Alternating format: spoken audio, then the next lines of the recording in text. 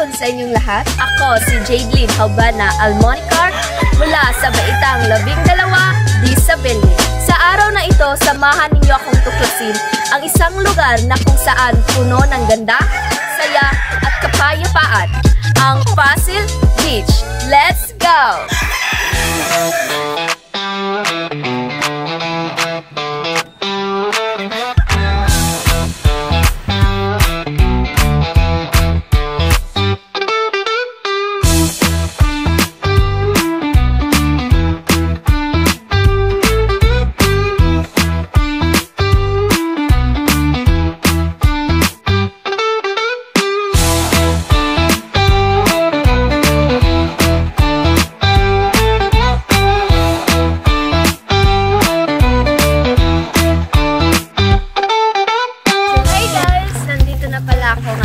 Sa Pasil Beach. So, sa makikita nyo, napakaganda, napakaaliwalas ng panahon ngayon.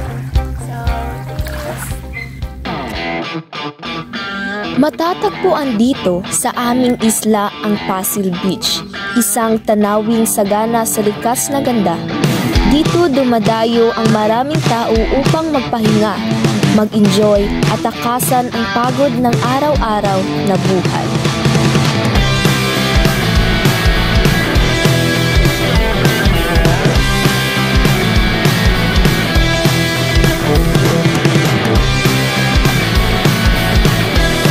Makikita rin dito sa Pasil ang mga bangka na nakahilera sa tabing dagat, mga bangkang ginagamit ng mga mangingisda at biyahero. Sa Pasil rin matatagpuan ang parang port o daungan ng mga bangka na bumibiyahe papunta sa Santa Fe at Daan Bantayan.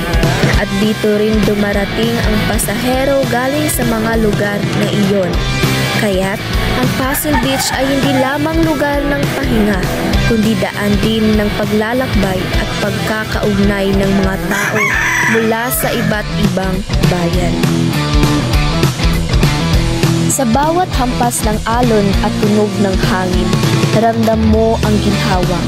Madalas dito nagtatampisaw ang mga bata, habang ang iba namay naglalakad sa dalampasigan, pinagmamasdan ang paglubog ng araw.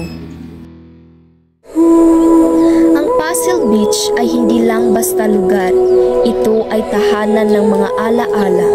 Dito nagtitipon ang pamilya at mga kaibigan. Nagkakantahan, nagkukwentuhan at sabay-sabay na tinatamasa ang tanawin ng dagat.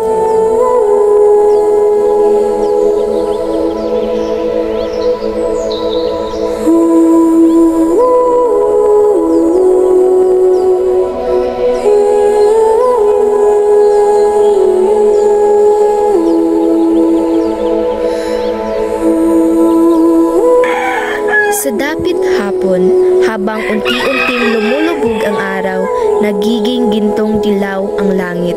Isang tanawing hindi mo mapapagod pagmasdan. Dito sa Pasil, tila humihinto ang oras.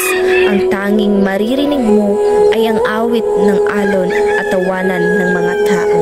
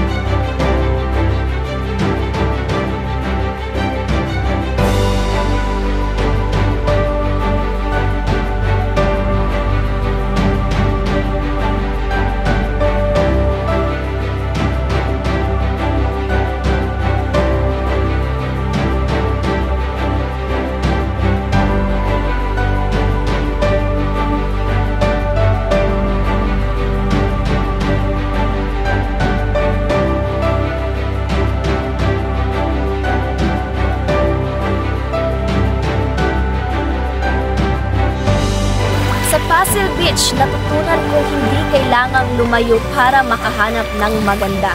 Nasa paligid lamang natin ito, sa ngiti ng mga tao, sa alon ng dagat at sa simoy ng hangin. Tunay nga na ang Pasig Beach ay hindi lang destinasyon, kundi karanasang babalik-balikan. Muli, ako si Jaylene Halvana Almonicar at ito ang aking lakbay sa Naysay, Pasig Beach, hinga ng kapayapaan.